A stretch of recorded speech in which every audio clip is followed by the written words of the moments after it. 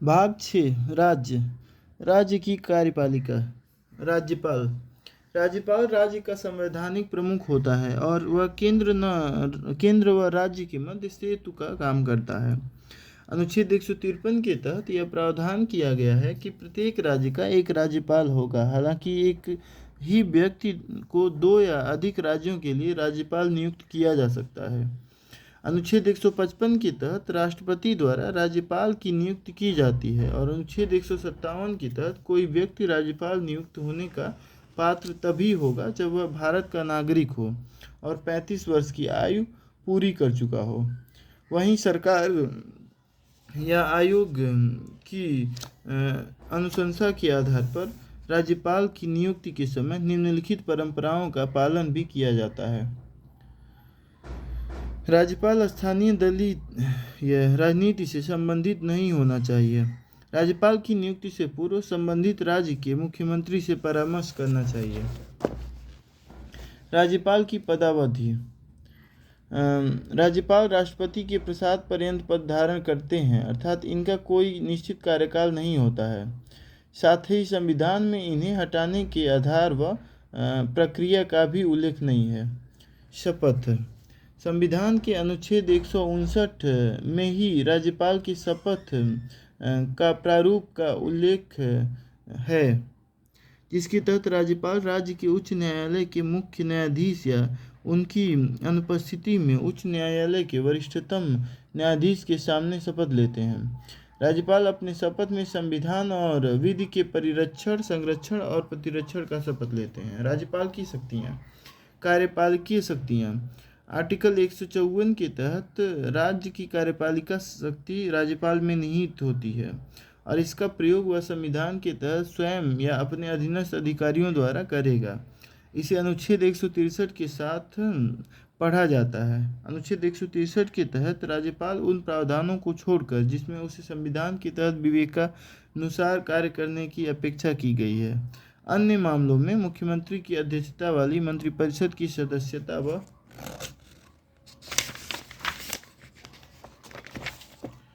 सलाह के अनुसार कार्य करेगा तथा मंत्रिपरिषद का ऐसा सलाह मानना राज्यपाल के लिए बाध्यकारी होगा। वहीं अनुच्छेद 166 के तहत राज्य सरकार की समस्त कार्यपालिका कार्यवाही राज्यपाल के नाम से ही की जाती है। राज्यपाल राज्य सरकार का कार्य अधिक सुविधापूर्वक किए जाने के लिए और मंत्रियों में उक्त कार्य के आवंटन के लिए नियम बनाएगा। राज्यपाल निम्नलिखित पदों पर नियुक्ति भी करता है: मुख्यमंत्री और अन्य मंत्री, महाधिवक्ता, राज्य निर्वाचन आयुक्त, राज्य लोक सेवा आयोग के अध्यक्ष व सदस्य, अधीनस्थ न्यायालय के न्यायाधीश, कुलपति आदि। विधायी शक्तियाँ। अनुच्छेद 168 के तहत राज्यपाल राज्य विधानमंडल का अभिन्न अंग होता है और उसकी अनुमति से ही कोई विधेयक अधिनियम का रूप लेता है। अनुच्छेद 200 के तहत राज्य विधानमंडल द्वारा पारित कोई विधेयक राज्यपाल की अनुमति के बाद ही अधिनियम के रूप लेता है। यहाँ राज्यपाल विधेयक पर अनुमति देने के साथ साथ निम्नलिखित वीटो शक्तियों का भी इस्तेमाल कर सकता है।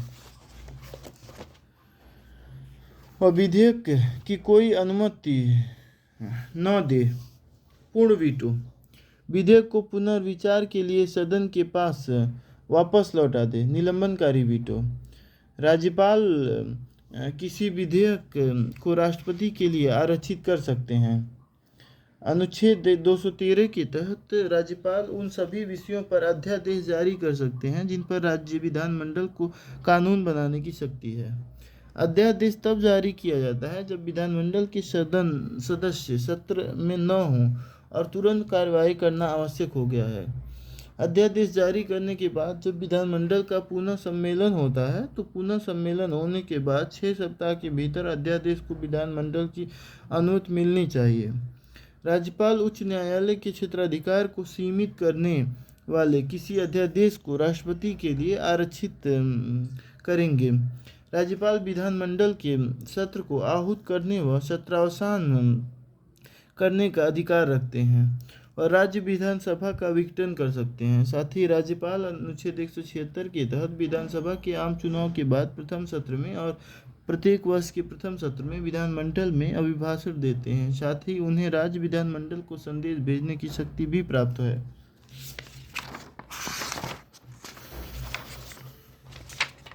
क्षमादान की शक्ति। अनुच्छेद 161 के तहत राज्यपाल को उन विषयों पर क्षमादान देने की शक्ति है जिस विषय पर उस राज्य की कार्यपालिका शक्ति का विस्तार है। हालांकि राज्यपाल मृत्युदंड के मामलों में क्षमा नहीं दे सकते हैं, लेकिन ऐसे मामलों में लघुकरण की शक्ति प्राप्त है। साथ ही राज्यपाल सैन्य न्यायालयों के निर्णयों के विरुद्ध भी क्षमादान नहीं दे सकते हैं। राज्यपाल की विवेकाधीन शक्तियाँ। राज्यपाल को संवैधानिक और परिस्थितिजन्य दोनों रूपों में कुछ विवेकाधिकार प्राप्त है। संवैधानिक विवेकाधिकार। राज्यपाल अनुच्छेद 356 के तहत राज्य में राष्ट्रपति शासन के लिए राष्ट्रपति को अपने विवेक के अनुसार अनुशंसा करते हैं। अनुच्छेद 200 के तहत राज्यपाल राज्य विधानमंडल की किसी विधेयक को राष्ट्रपति के लिए आरक्षित कर सकते हैं।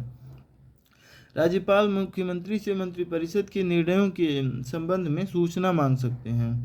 राज्यपाल खनिजों के उत्खनन के लिए लाइसेंस से प्राप्त रॉयल्टी का भुगतान असम, मेघालय, त्रिपुरा और मिजोरम की सरकारों से स्वायत्त जिला परिषदों को करने का निर्धारण कर सकते हैं।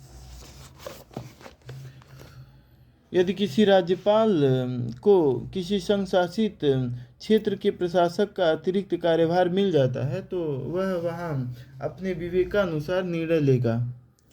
परिस्थितिजन्य विवेकाधिकार। राज्य विधानसभा में किसी भी दल को स्पष्ट बहुमत न मिलने की स्थिति में मुख्यमंत्री की नियुक्ति का अधिकार है। राज्य विधानसभा में बहुमत खो चुकी सरकार की सलाह पर राज्यपाल विधानसभा को भंग करने के लिए बाध्य नहीं है। राज्यपाल को सैन्य या कूटनीतिक शक्तियां प्राप्त नहीं हैं। मुख्यमंत्री और मंत्रिपरिषद। अनुच्छेद 163 के तहत राज्यपाल की सहायता और सलाह के लिए मुख्यमंत्री की अध्यक्षता में एक मंत्रिपरिषद का प्रावधान किया गया है। साथ ही किसी न्यायालय में इस प्रश्न की जांच नहीं हो सकती कि क्या मंत्रियों ने राज्यपाल को कोई सलाह दी है, यदि दी है तो क्या दी है। अनुच्छेद 164 के तहत राज्यपाल द्वारा मुख्यमंत्री और मुख्यमंत्री की सलाह पर अन्य मंत्रियों की नियुक्ति की जाती है। यहाँ मंत्री राज्यपाल के प्रसाद पर्यंत अपना पद धारण करते हैं, अतः मंत्री व्यक्तिगत रूप से राज्यपाल के प्रति उत्तरदायी होते हैं। वहीं मंत्रिपरिषद राज्यपाल की विधानसभा के प्रति सामूहिक रूप से उत्तरदायी होते हैं। वहीं छत्तीसगढ़, झारखंड, मध्य प्रदेश और उड़ीसा राज्यों में जनजाति कल्याण के लिए एक मंत्री नियुक्त करने का प्रावधान किया गया है। साथ ही 91वें संविधान संशोधन 2003 के तहत किसी राज्य की मंत्रिपरिषद में मुख्यमंत्री सहित मंत्रियों की कुल संख्या उस राज्य की विधानसभा के सदस्यों की कुल संख्या के 15% से अधिक नहीं होगी, लेकिन किसी राज्य में मुख्यमंत्री सहित मंत्रियों की संख्या 12 से कम नहीं होगी। प्रत्येक मंत्री को राज्यपाल तीसरी अनुसूची के अनुरूप पद की ओर गोपनीयता की शपथ दिलाई जाती है। वहीं कोई मंत्री यदि राज्य विधानमंडल का सदस्य नहीं है तो उसे 6 माह की अवधि के दौरान किसी सदन का सदस्य हो जाना चाहिए, अन्यथा वह मंत्री नहीं रहेगा। मंत्रियों के वेतन और भत्ते विधानमंडल की विधि द्वारा निर्धारित किए जाते हैं और जो दूसरी अनुसूची में निर्दिष्ट होते हैं। अनुच्छेद 177 के तहत प्रत्येक मंत्री को यह अधिकार होगा कि वह राज्य विधानमंडल के प्रत्येक सदन में अपना विचार रखें और उनकी कार्यवाहियों में भाग लें तथा विधानमंडल की किसी समिति में जिसमें उसका नाम सदस्य के रूप में दिया गया हो उसे बोलने तथा कार्यवाहियों में भाग लेने का अधिकार होगा। अनुच्छेद 167 के तहत मुख्यमंत्री के निम्नलिखित कर्तव्य दिए गए हैं। राज्य के कार्यों के प्रशासन संबंधी और विधान संबंधी मंत्रिपरिषद के सभी निश्चय राज्यपाल को सूचित करें। राज्यपाल द्वारा ऐसी सूचना मांगे जाने पर उसे उपलब्ध कराएं। किसी विषय को जिस पर किसी मंत्री ने विनिश्चय कर दिया है किंतु मंत्रिपरिषद ने विचार नहीं किया है, राज्यपाल द्वारा अपेक्षा किए जाने पर मंत्रिपरिषद के सामने विचार के लिए रखें।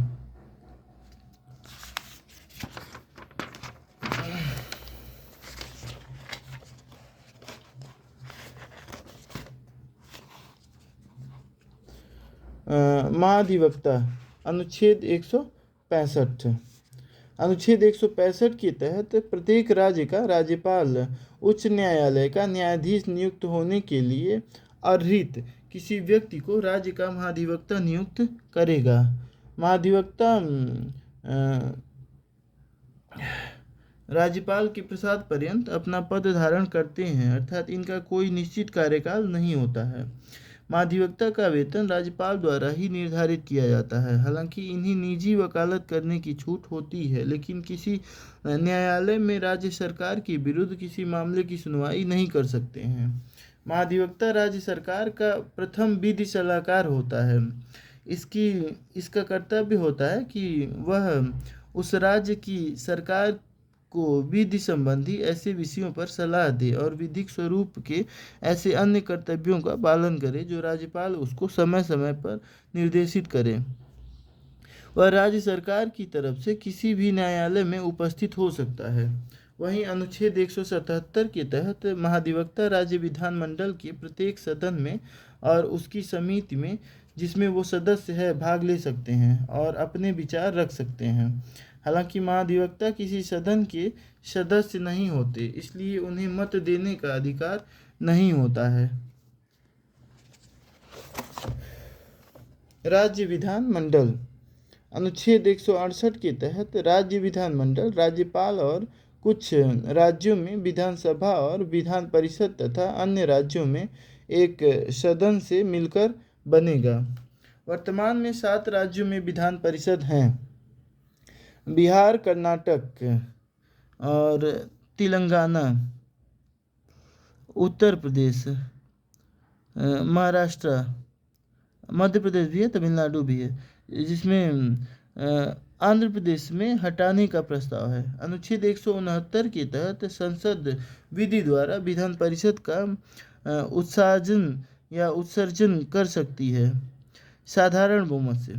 हालांकि ऐसा तब होगा जब इसके लिए संबंधित राज्य विधानसभा द्वारा इस आशय का संकल्प विशेष बहुमत से पारित कर दिया गया हो। राज्य विधानसभा यह निम्न सदन या जनता का सदन होता है। इसमें अधिकतम संख्या 500 और न्यूनतम संख्या 60 हो सकती है। हालांकि सिक्किम, अरुणाचल प्रदेश और गोवा विधानसभा के लिए न्यूनतम सदस्य संख्या 30 है। वर्तमान में सबसे छोटी विधानसभा सिक्किम की है, जिसमें केवल 32 सदस्य हैं। विधानसभा का निर्वाचन प्रादेशिक निर्वाचन क्षेत्रों में प्रत्यक्ष निर्वाचन द्वारा होता है। अनुच्छेद 332 के तहत विधानसभाओं में अनुसूचित जातियों एवं जनजातियों को जनसंख्या के आधार पर आरक्षण देने का प्रावधान किया गया है। विधानसभा अस्थायी सदन नहीं है। सामान्यतः इसकी अवधि 5 वर्ष होती है, लेकिन इसके पूर्व भी इसका विघटन किया जा सकता है। विधान परिषद यह उच्च सदन होता है। इसकी अधिकतम सदस्य संख्या विधानसभा के 1/3 सदस्यों से अधिक नहीं हो सकती, जबकि इसकी न्यूनतम संख्या 40 से कम नहीं हो सकती है। विधान परिषद का निर्वाचन अप्रत्यक्ष रूप में होता है, जिसके निर्वाचक मंडल में निम्नलिखित शामिल होते हैं: 1/3 सदस्य राज्य की विधानसभा के निर्वाचित सदस्यों द्वारा ऐसे व्यक्तियों में से चुने जाएंगे जो विधानसभा के सदस्य नहीं हैं। 1/3 सदस्य नगर पालिकाओं, जिला बोर्डों और अन्य स्थानीय प्राधिकारियों के सदस्यों से मिलकर बने निर्वाचक मंडलों द्वारा निर्वाचित होंगे। 1/12 सदस्य उस राज्य में रहने वाले ऐसे व्यक्तियों द्वारा निर्वाचित होंगे जो कम से कम 3 वर्ष से स्नातक हों। शेष 1/2 सदस्य शिक्षकों के निर्वाचक मंडल द्वारा निर्वाचित होंगे जो उस राज्य की माध्यमिक शिक्षा संस्थान या उससे ऊपर के संस्थान में पिछले 3 वर्ष से अध्यापन करा रहे हैं। शेष 1/6 सदस्य राज्यपाल द्वारा ऐसे व्यक्तियों में से नामांकित किए जाएंगे जिन्हें साहित्य, विज्ञान, कला, सहकारी आंदोलनों और समाज सेवा का विशेष ज्ञान व व्यवहारिक अनुभव हो। विधान परिषद की संरचना के लिए उपबंध करने की शक्ति संसद के पास है। विधान परिषद अस्थायी सदन होता है। अतः इसका विघटन कभी नहीं होता है। हालांकि इसके सदस्यों का कार्यकाल 6 वर्ष होता है तथा 1/3 सदस्य प्रत्येक 2 वर्ष के बाद सेवानिवृत्त हो जाते हैं। यदि कोई व्यक्ति किसी सदस्य की मृत्यु या त्यागपत्र द्वारा आकस्मिक रिक्ति को भरने के लिए निर्वाचित होता है तो वह शेष अवधि के लिए ही सदस्य रहेगा। सदस्यता के लिए अर्हता: वह भारत का नागरिक हो, विधानसभा के लिए 25 वर्ष की आयु और विधान परिषद के लिए 30 वर्ष की आयु होनी चाहिए। उसके पास ऐसी अर्हताएं हैं जो इस संबंध में संसद द्वारा बनाई गई विधि के तहत हो। जन प्रतिनिधित्व अधिनियम 1951 के तहत केवल ऐसा व्यक्ति ही राज्य विधानमंडल का सदस्य होने के पात्र होगा जिसका नाम उस राज्य के किसी विधानसभा क्षेत्र की निर्वाचक नामावली में हो।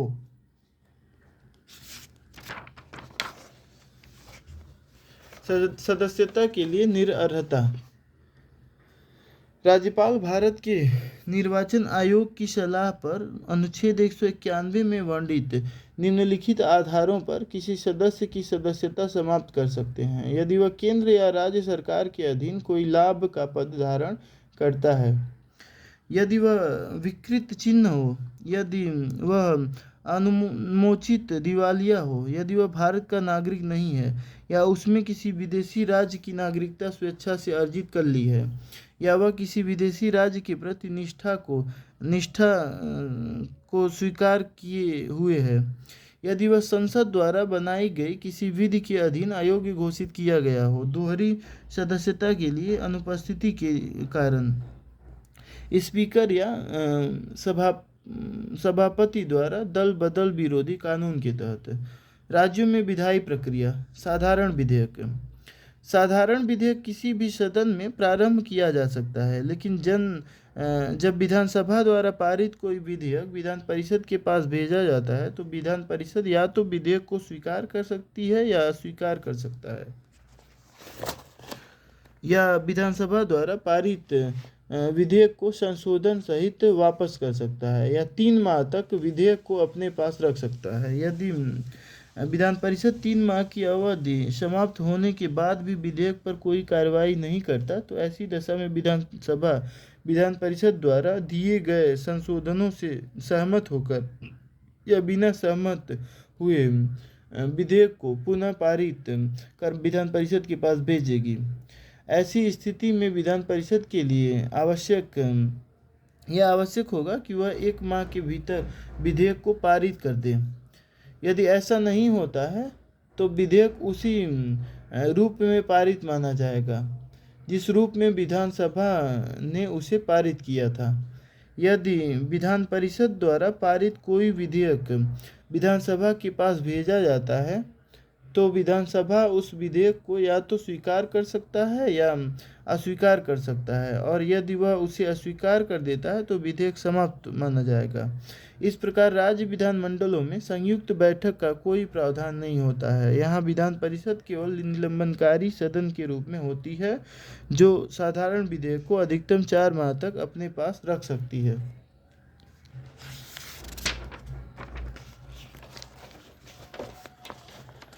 धन विधेयक: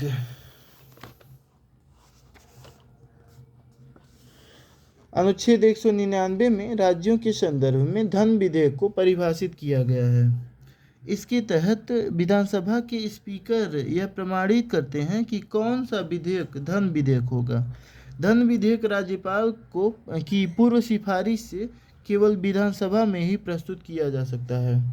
विधानसभा से पारित होने के बाद विधान परिषद से यह अपेक्षा रहती है कि वह विधेयक को अपनी सिफारिशों के साथ 14 दिन की अवधि के भीतर विधानसभा को लौटा दे।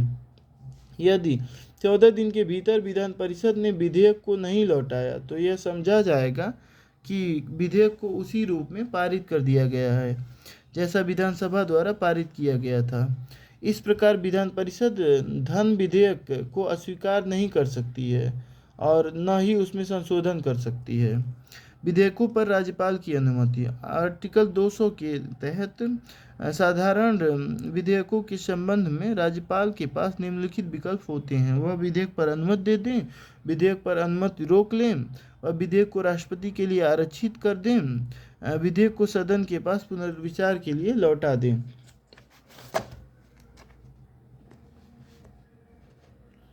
यहाँ राज्य विधानमंडल द्वारा पारित ऐसा विधेयक जिससे उच्च न्यायालयों की शक्तियों में कमी हो रहा हो, राज्यपाल ऐसे विधेयक को राष्ट्रपति के लिए अवश्य आरक्षित करेगा। अनुच्छेद 201 के तहत राष्ट्रपति के लिए आरक्षित ऐसे विधेयक पर राष्ट्रपति निम्नलिखित निर्णय ले सकते हैं। वह विधेयक को अनुमति दें, वह विधेयक पर अनुमति रोक लें, वह विधेयक को पुनर्विचार के लिए वापस राज्य विधानमंडल के पास भेज सकते हैं।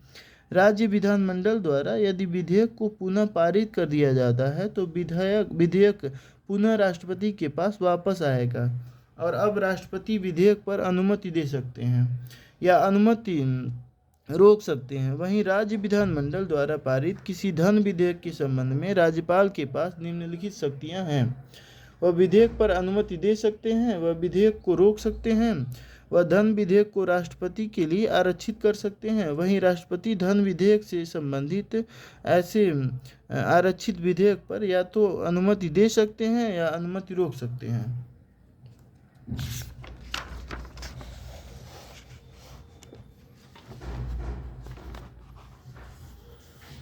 अध्याय 4 संघ की न्यायपालिका।